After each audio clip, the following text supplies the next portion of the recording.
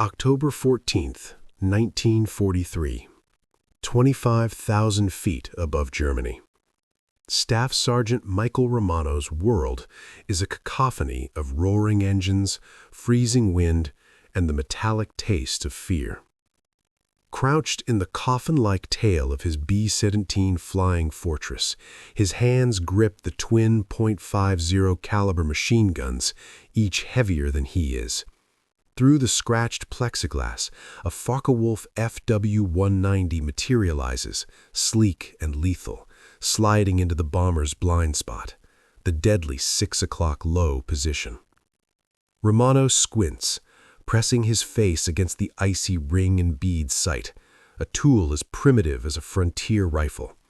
He must calculate speed, deflection, and bullet drop in a split second, while both planes hurtle at a combined 500 miles per hour.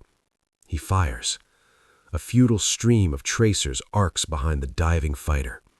In response, the FW-190's cannons flash. 20mm shells tear through the bomber's aluminum skin like paper. This isn't an isolated tragedy. Today, during the second Schweinfurt raid, this scene repeats itself across the sky. The 8th Air Force sent 291 B-17s deep into Germany without fighter escort. By day's end, 60 will be annihilated. Over 600 airmen will be dead, wounded, or captured. The core promise of the flying fortress, that its guns could defend itself in daylight, has been exposed as a deadly lie. At this very moment, in a briefing room at 8th Air Force HQ in High Wycombe, senior commanders face a stark reality. The mathematics of the bombing campaign are collapsing. Post-mission autopsies reveal a chilling fact. Tail gunners, the last line of defense, are achieving hit rates below 8%. German pilots have learned they can attack from the rear with near impunity. The entire strategy of daylight precision bombing hangs in the balance. But what these commanders do not know is that far from the command centers, on a wind-swept hardstand at Bassingbourn Airfield, a 22-year-old tail gunner named Michael Romano, a former Pittsburgh factory worker with no engineering degree, is already sketching a desperate solution in his combat logbook. His design, born of rage and grief after seeing friends die, violates multiple Army Air Force's regulations. It will be called impossible by engineers. Yet this crude sketch, born in the shadow of disaster, holds the key to turning the tide. This is the story of the innovation they tried to ban. To understand why the Army Air Forces was losing the war in the air, one only needed to become a tail gunner. The position was a frozen, oxygen-starved metal coffin at the very end of the bomber. Staff Sergeant Michael Romano, a former Pittsburgh steelworker, reported to the 91st Bomb Group in August 1943. He was small enough to fit, which was his main qualification. For 6 weeks, he was trained on the Browning M2 machine guns, but the core problem remained unsolvable. His computer was the Mark I human brain, overwhelmed by variables.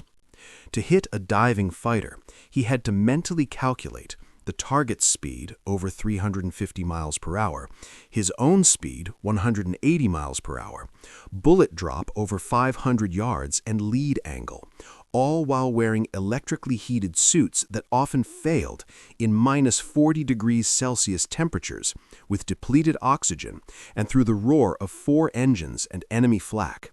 His sight was a simple ring and bead. There was no margin for error. German 20mm cannons outranged his .5 cals. Gunnery school graduates in perfect conditions hit targets only 12% of the time. In combat, under fire, that rate plummeted to a dismal 6 to 8%. The Luftwaffe quickly adapted. Their tactic became chillingly simple. Attack from the rear, endure the inaccurate 15 to 20-second hail of fire, and unleash cannon shells into the bomber's vitals.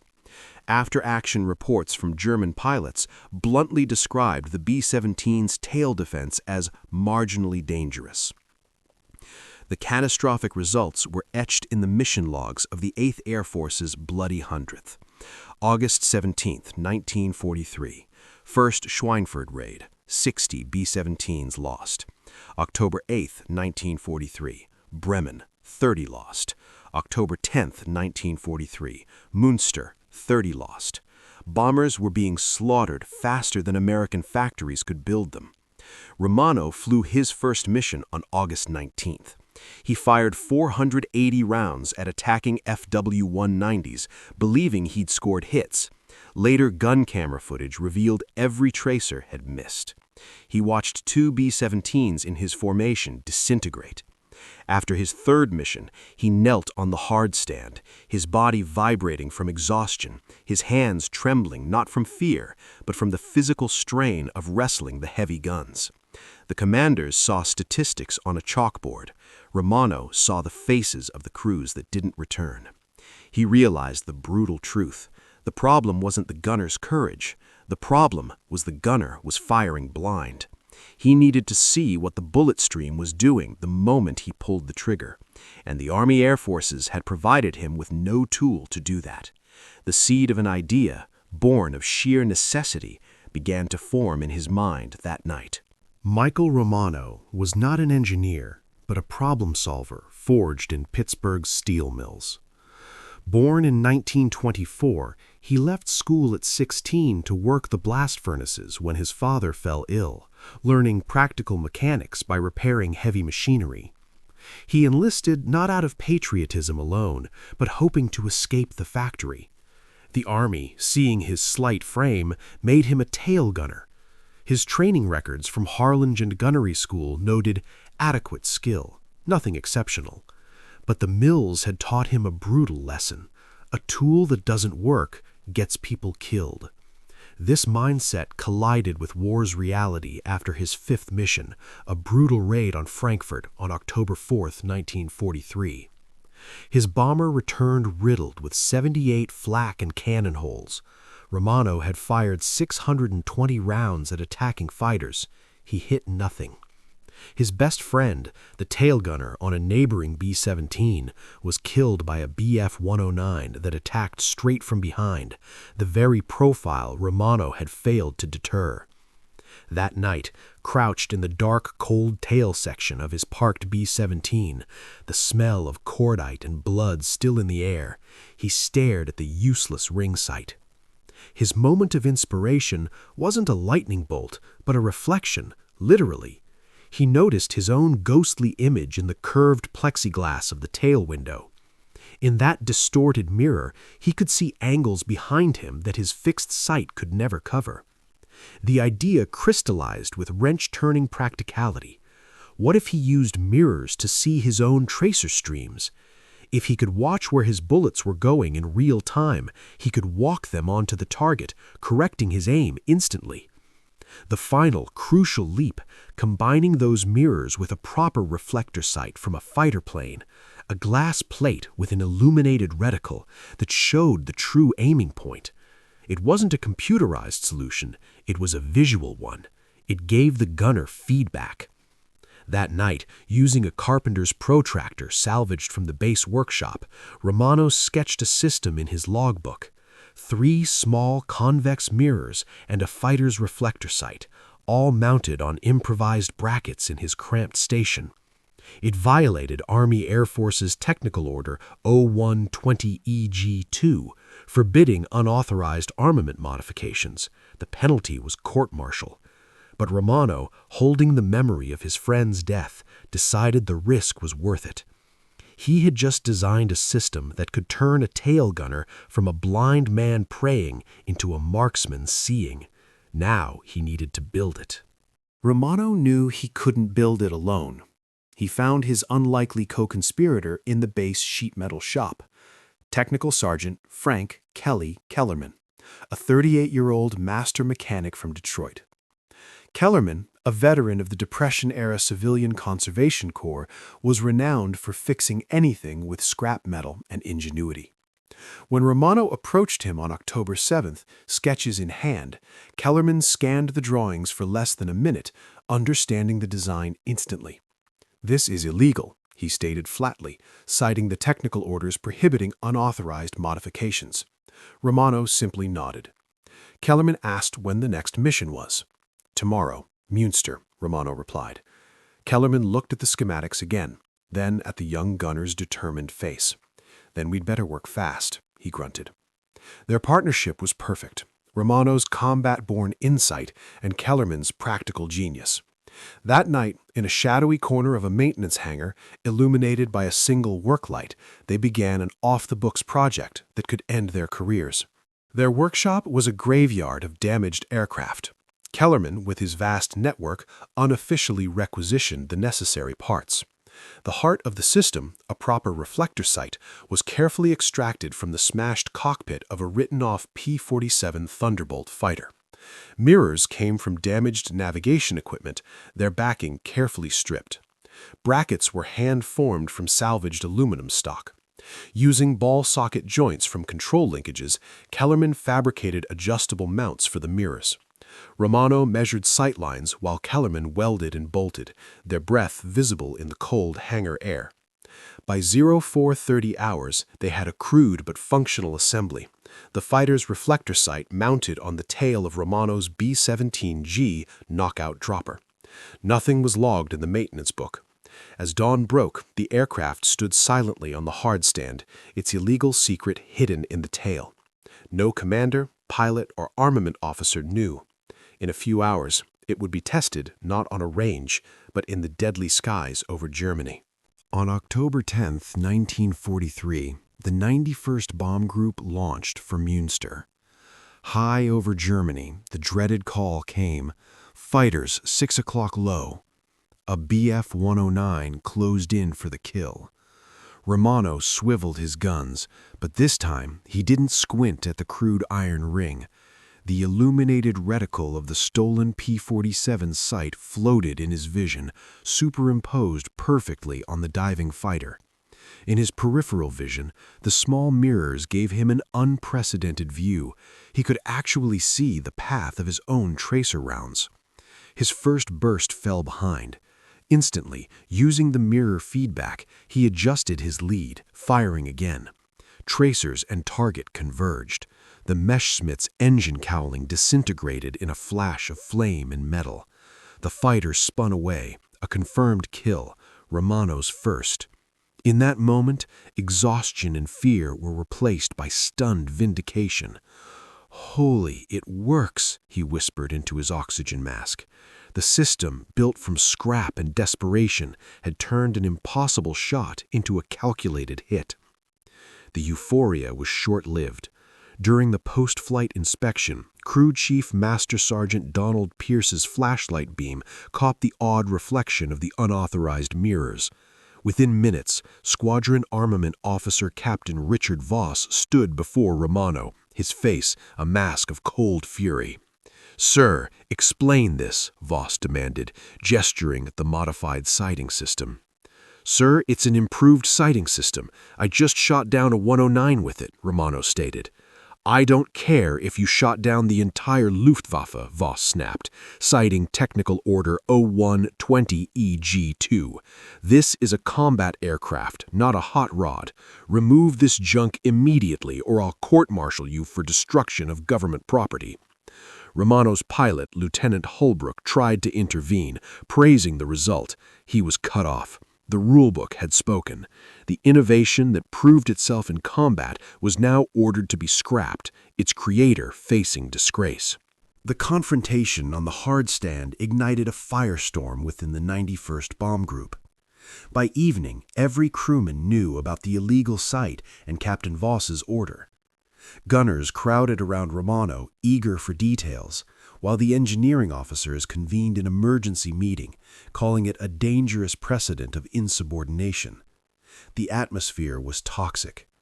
In the briefing room, Captain Theodore Morrison, the assistant armament officer, argued passionately for discipline. "We cannot have sergeants redesigning aircraft based on hunches. What about stress tests, material fatigue? We follow regulations for a reason." Opposing him, Major William Calhoun, the operations officer, slammed a hand on the table. Regulations. My bombers are falling out of the sky because the regulations gave them useless sights. That sergeant got a kill. What's your solution, Captain? More training manuals? The debate raged, a perfect microcosm of the war itself. Rigid doctrine versus desperate improvisation. The deadlock was broken by the quiet entrance of Colonel Stanley Ray, the 53-year-old group commander. A World War I bomber pilot with a weathered face, he listened in silence to both sides. Finally, he spoke, his voice cutting through the noise.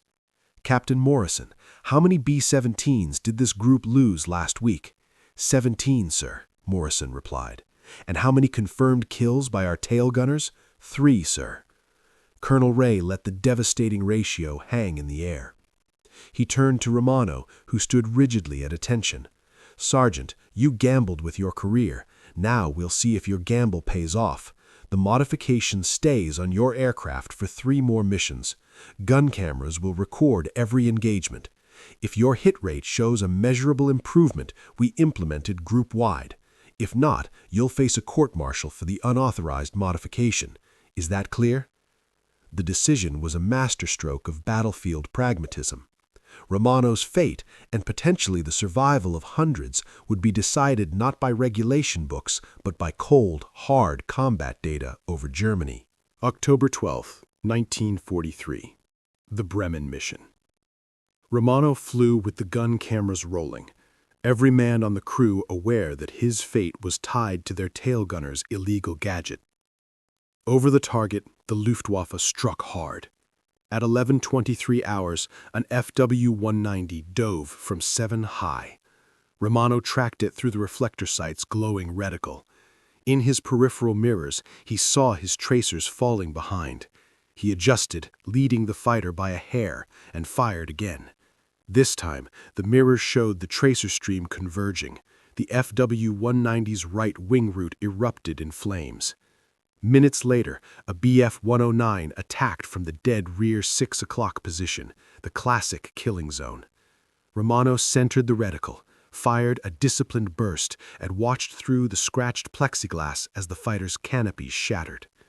He landed with 2 confirmed kills and a probable, having expended only 380 rounds total.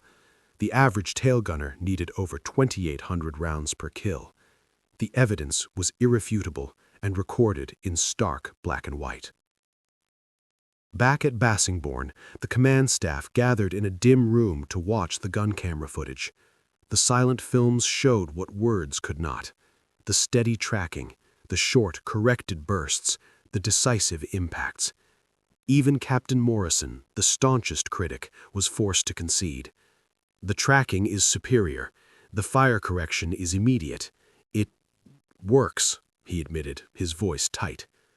Colonel Ray didn't smile. He turned to the figures. "Sergeant Kellerman, using scrap, how many systems can you build per day?" "With my team, maybe 4, sir," Kellerman replied. Morrison interjected. "Sir, we need proper engineering approval from 8th Air Force. This will take 6 weeks minimum." Colonel Ray cut him off, his decision echoing his earlier pragmatism. "We don't have 6 weeks. I want every tail gunner in this group equipped in 2 weeks. Captain, you will provide Kellerman with whatever he needs from supply. I'll handle High Wycombe." The verdict was clear. Data had overruled doctrine. An order was given not to dismantle the invention, but to mass-produce it by any means necessary.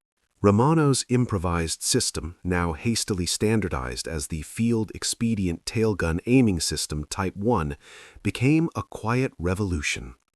By December 1943, over 200 B-17s in the 4th Bombardment Wing carried the modification.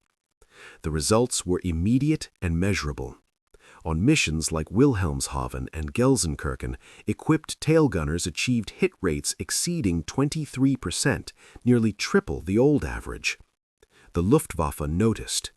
Aces like Major Hans Jacques Jabs noted in diaries that attacks from the rear had become unacceptably risky, forcing a costly shift to more difficult head-on passes. In January 1944, the official solution arrived, the new B-17G Cheyenne tail turret. Engineers at Boeing, unaware of the field modification's origin, had independently developed a powered turret featuring a centrally mounted N8 reflector sight. The parallel thinking was staggering.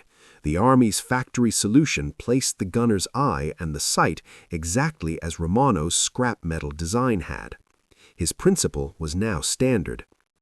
He flew on, surviving a crash landing in Belgium in February 1944 and spending the rest of the war as a POW.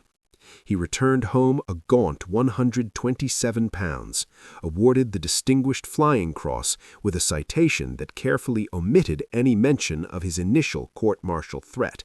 Michael Romano faded into a quiet, modest life in Pittsburgh, working as a machinist for 37 years. He never sought fame, refusing interviews and Boeing's invitations. The history books forgot him, but his legacy was measured in lives. Post-war analysis by the U.S. Strategic Bombing Survey quantified it. B-17 groups with improved tail sights suffered 35% fewer losses to rear attacks. This percentage represented approximately 840 aircraft and over 8,000 crewmen who statistically should have died. At a 19-1st Bomb Group reunion, an elderly former gunner approached Romano, holding a salvaged mirror bracket. "My kids exist because you couldn't accept lousy gun sights," he said. Romano, ever humble, shrugged it off. He was wrong in his modesty. Thousands faced the same problem, only one refused to accept it, combining a steelworker's practicality with a combatant's desperation to forge a solution. The greatest innovations are often born not from permission, but from the urgent need to save the person next to you. Romano's story endures as a testament to that truth.